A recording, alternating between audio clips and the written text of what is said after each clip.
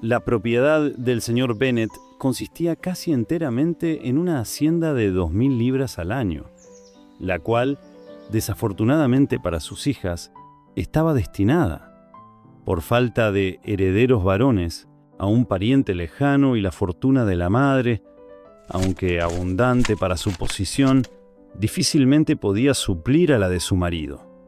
Su padre había sido abogado en Meryton y le había dejado 4.000 libras. La señora Bennet tenía una hermana casada con un tal señor Phillips, que había sido empleado de su padre y le había sucedido en los negocios, y un hermano en Londres que ocupaba un respetable lugar en el comercio.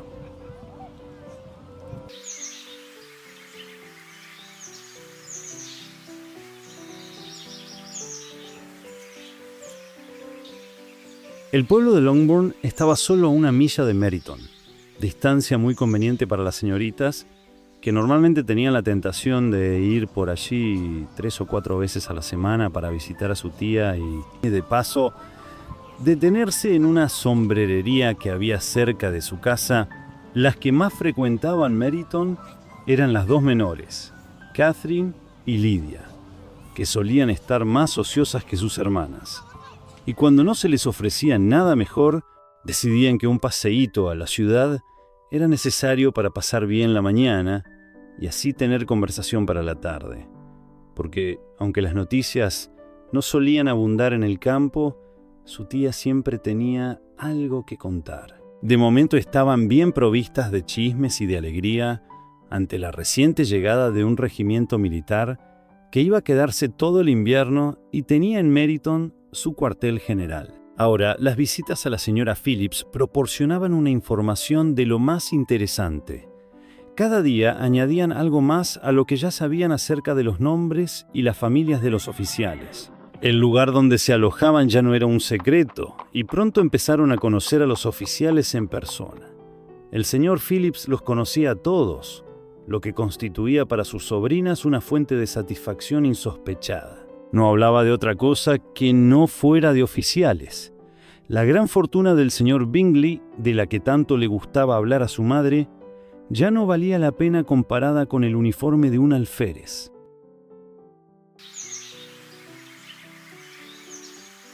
Después de oír una mañana el entusiasmo con el que sus hijas hablaban del tema, el señor Bennet observó fríamente: por todo lo que puedo sacar en limpio de vuestra manera de hablar, debéis de ser las muchachas más tontas de todo el país. Ya había tenido mis sospechas algunas veces, pero ahora estoy convencido. Catherine se quedó desconcertada y no contestó Lydia. Con absoluta indiferencia, siguió expresando su admiración por el capitán Carter y dijo que esperaba verle aquel mismo día, pues a la mañana siguiente se marchaba a Londres. Me deja pasmada, querido, dijo la señora Bennet. Lo dispuesto que siempre estás a creer que tus hijas son tontas. Si yo despreciase a alguien, sería a las hijas de los demás, no a las mías. Si mis hijas son tontas, lo menos que puedo hacer es reconocerlo. Sí, pero ya ves, resulta que son muy listas. Presumo que ese es el único punto en el que no estamos de acuerdo. Siempre deseé coincidir contigo en todo, pero en esto difiero, porque nuestras 2 hijas menores son tontas de remate. Mi querido señor Bennet, no esperarás que estas niñas tengan tanto sentido como sus padres. Cuando tengan nuestra edad, apostaría a que piensan en oficiales tanto como nosotros. Me acuerdo de una época en la que me gustó mucho una casaca roja, y la verdad es que todavía lo llevo en mi corazón. Y si un joven coronel con 5 o 6.000 libras anuales quisiera a una de mis hijas, no le diría que no. Encontré muy bien al coronel Forster la otra noche en casa de Sir William. Mamá, dijo Lydia. La tía dice que el coronel Forster y el capitán Carter ya no van tanto a casa de los Watson como antes. Ahora los ve mucho en la biblioteca de Clark. La señora Bennet no pudo contestar al ser interrumpida por la entrada de un lacayo que traía una nota para la señorita Bennet. Venía de Netherfield y el criado esperaba respuesta. Los ojos de la señora Bennet brillaban de alegría, y estaba impaciente porque su hija acabase de leer. Bien, Jane. ¿De quién es? ¿De qué se trata? ¿Qué dice? Date prisa y dinos. Date prisa, cariño. Es de la señorita Bingley. Dijo Jane, y entonces leyó en voz alta. Mi querida amiga, si tienes compasión de nosotras, ven a cenar hoy con Luisa y conmigo. Si no, estaremos en peligro de odiarnos la una a la otra el resto de nuestras vidas, porque dos mujeres juntas todo el día no pueden acabar sin pelearse. Ven tan pronto como te sea posible. Después de recibir esta nota, mi hermano y los otros señores cenarán con los oficiales. Saludos, Caroline Bingley.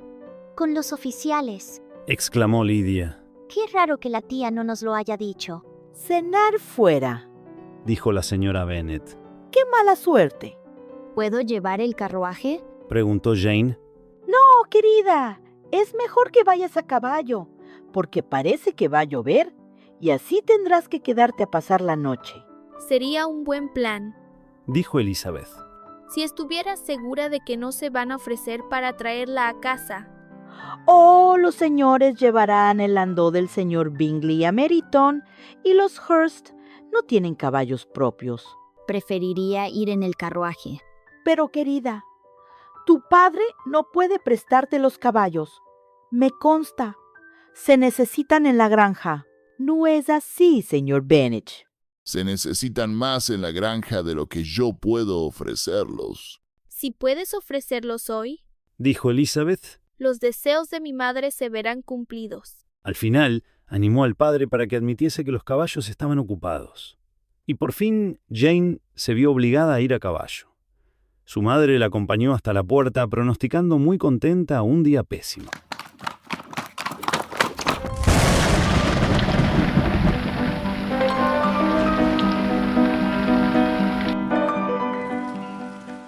Sus esperanzas se cumplieron.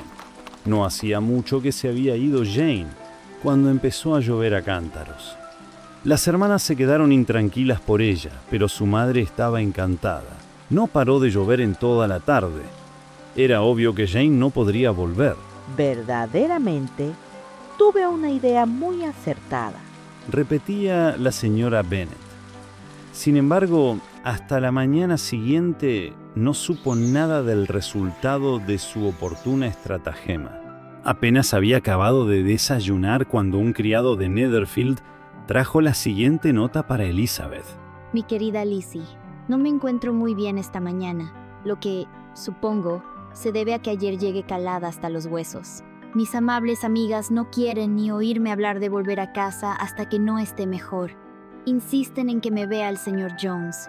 Por lo tanto, no os alarméis si os enteráis de que ha venido a visitarme. No tengo nada más que dolor de garganta y dolor de cabeza. Tuya siempre, Jane. Bien, querida. Dijo el señor Bennet una vez. Elizabeth hubo leído la nota en alto. Si Jane contrajera una enfermedad peligrosa o se muriese, sería un consuelo saber que todo fue por conseguir al señor Bingley y bajo tus órdenes. ¡Oh! No tengo miedo de que se muera. La gente no se muere por pequeños resfriados sin importancia. Tendrá buenos cuidados. Mientras esté allí, todo irá de maravilla. Iría a verla, si pudiera disponer del coche. Elizabeth, que estaba verdaderamente preocupada, tomó la determinación de ir a verla. Como no podía disponer del carruaje y no era buena amazona, caminar era su única alternativa, y declaró su decisión. ¿Cómo puedes ser tan tonta? Exclamó su madre. ¿Cómo para pensar en tal cosa? Con todo este barro, no estarás presentable cuando llegues. Estaré presentable para ver a Jane, que es todo lo que yo deseo. ¿Es una indirecta para que mande a buscar los caballos, Lizzie? Dijo su padre. No, en absoluto. No me importa caminar. No hay distancias cuando se tiene un motivo. Son solo 3 millas. Estaré de vuelta a la hora de cenar. Admiro la actividad de tu benevolencia, Observó Mary. pero todo impulso del sentimiento debe estar dirigido por la razón. Y a mi juicio, el esfuerzo debe ser proporcional a lo que se pretende. Iremos contigo hasta Meryton. dijeron Catherine y Lydia.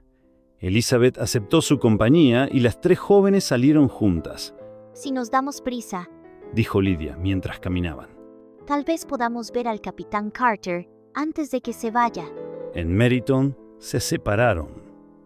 Las 2 menores se dirigieron a casa de la esposa de uno de los oficiales y Elizabeth continuó su camino sola.